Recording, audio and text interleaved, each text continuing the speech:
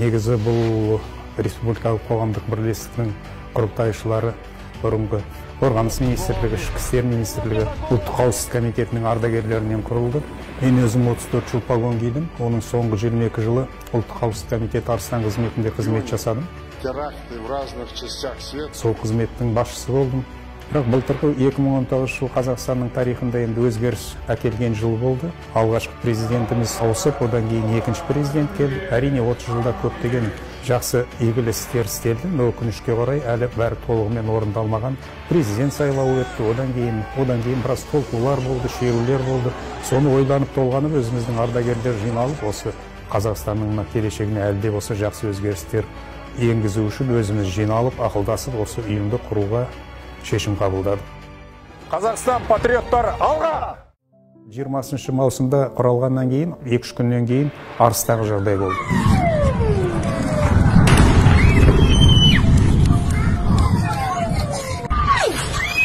Ё-моё, ана үйге түсті. Нәзірге Сол барып, сол жаққа өзіміздің жинаған нәрселеріміз, азық-түлік, киім-кешек алғашқылардың бірі болып, сол өзіміздің көмегімізді көрсеттік. Адресін анда қай жерге апарып көмектесудің адресін тұрды? Бір жыл болды, қазірде сол әлі өтіп жатыр. 25 қарашадан бастап 10 желтоқсанға дейін 16 дней без насилия деген халықаралық акция бар. Былтырғы жылы осы акцияға қатысты біз Талдықорған қаласында халықаралық конференция өткіздік. Ол конференцияның негізгі ұйымдастырушы біздің Уран республикалық қоғамдық бірлестігі мен «Не молчи» деген Дина Смаилова.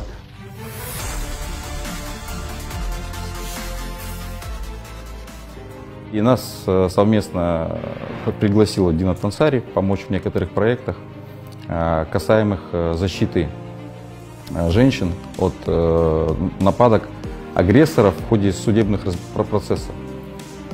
Привлекли наших ветеранов, было несколько процессов, и после этого я как знаю, что такие нападки в отношении потерпевших прекратились, потому что это было вообще не по-мужски. Мы подставили свое мужское плечо слабым женщинам. Ответьте, пожалуйста, на вопрос, что за люди рядом с вами? Это, получается, люди с Уран КЗ. Осы жағдайда жаңағы зорлық-зомбылыққа тап болған әйел адамдарға тегін көмек көрсету жағдайлары жоқ. Осы сұрақты көтере келе біз Пробона деген сайт аштық. Сайтқа кіріп, өзінің жаңа кіруге де жеңілді, түсінікті өзінің шаралары бар. Шаралары сол жерге келіп, тегін жаңағы заңгерлер мен адвокаттардың көмегін алуға болады. Бұл жағынан да ол жұмыс жүріп жатыр. Школьники одного из столичных учебных заведений примерили на себя роль заложников. Сейчас, ввиду того, что мир не так спокоен, то есть, соответственно, эта угроза на данный момент, она имеет место быть. Стали проводить занятия в школах. Это я являюсь куратором направления, это начальная теоретическая подготовка. Наша основная задача, и моя как офицера спецподразделения в запаса, да, это была задача подготовить детей именно к принятию правильных решений в различных кризисных ситуациях. При появлении незнакомца, потому что проблема педофилии у нас, к нашему большому сожалению, имеет место в Казахстане. И детям было интересно. Когда мы переходили к моделированию различных ситуаций, они это воспринимали не просто как игру, а они воспринимали это серьезно.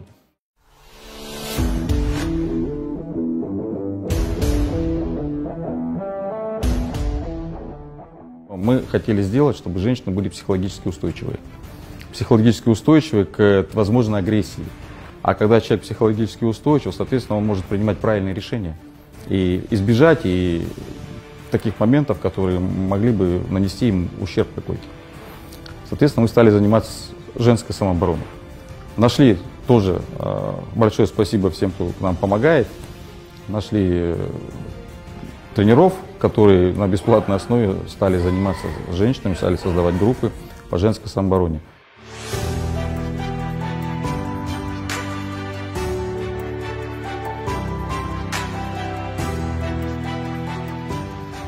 Негізі бұл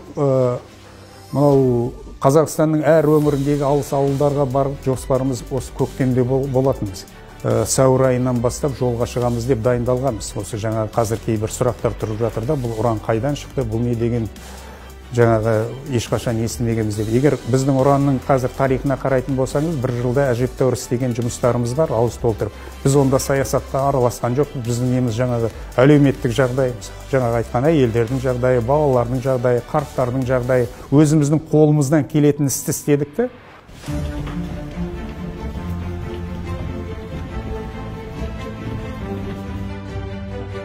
Уран республикалық қоғамдық бірлестік туралы естіп, осы жерге келдім. Өйткені осында азаматтардың ой-өрісімен менің ойым құсайды екен деп. Одан бөлек мен енді өзім біраз осындай қызмет жасадық, мемлекетке Құдайға шүкір. Одан кейін өзім шыққан жерімді сондай көп балалы жанұя, әбден осы мемлекеттегі қызметте егжей-тегжей көрген екен. Мен де салам барлық салалармен бірге тікелей қарым-қатынаста. Сол қарым-қатынас көрген кезде көп мәселенің заң жүзінде бар екенін, іс жүзінде жоқ екенін көріп, мен осындай халыққа қарай қызмет жасайын. Халыққа қарай, мемлекетке қарай керек болатын болайын. Айтады, полезным быть дейді. Халыққа қызмет жасап, осы халықтың әл-ауқатының артуына, мұң-мұқтажының шешілуіне үлес қосайын деген сондай ниетпен келдім осы республикалық осы бірлестікке, қоғамдық бірлестікке. С чего вообще мониторинг пошел? Почему мы поехали сюда? Да? Я уверен, что этот вопрос больше всех интересует. Но все началось с нашей платформы Пробона. И в рамках оказания бесплатной юридической помощи по различным вопросам основная кипа этих вопросов, она была социального характера. И мы не понимали, ну как государство должно этими вопросами заниматься, почему люди простые обращаются, больше половины. И исходя из этого мы поняли, что имеет место быть эта проблема. Есть проблемы социального характера, которые местные исполнительные органы не решают долгие годы. И пора нам, общественному объединению, подключиться, потому что одно из наших направлений – это служение народу. Как офицеры давали присягу защищать народ. И сейчас мы, как общественники, находимся тоже с народом. Спасибо. Спасибо, дай Бог здоровья вам, чтобы наши проблемы решались. Бүгін мемлекетте жалпы 29 жылда жасаған жұмыстар аз емес. Бірақ дегенмен пандемия кезде біз көрдік. Пандемия бүкіл әлемді, біздің мемлекетімізді оның ішінде тізе бүктірген сияқты болды. Біз сол кезде көргеніміз көптеген кемшіліктер бар. Ол кемшіліктер қайдан? Ол кемшіліктер бүгінгі бізде бар заңдардан. Көбінесе енді заңдар бар, бірақ ол заңдар жұмыс жасамайды. Прибыли в Северный Казахстан, и то, что действительно мы увидели, это повергло в реальный шок. Батареи холодные. Нет, вы правда через день? Как? Ну как через день? Вам что, сегодня не пить? Или снег есть? Да, а мы так и жили. Одан кейін Атырауға бардық. Экологиялық қауіпсіздік толығымен бұзылып, біздің халқымыздың денсаулығына нұқсан келтіріп жатыр. Оны көріп, үйді көріп, үйде халықтың тұрмысын көріп, әрине ішің ашынады.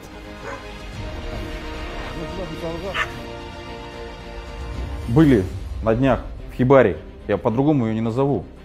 Это металлический какой-то вагон обшитый там, поделенный на маленькие комнатки по 10-12 квадратов, в которых живут семьи. Мынадан үй бола ма деп, әкімнің жер бөлімінің бастығы көрді де үй болады деді. Себебі домовойларың бар атыңда, үй ала алмайсыңдар деп. Енді қазір ана қазақта сөз бар, абырой қасықтап жиналады, шелектеп төгіледі дейді. Сол абыройымыз төгіп алмау үшін жүрген адамыз.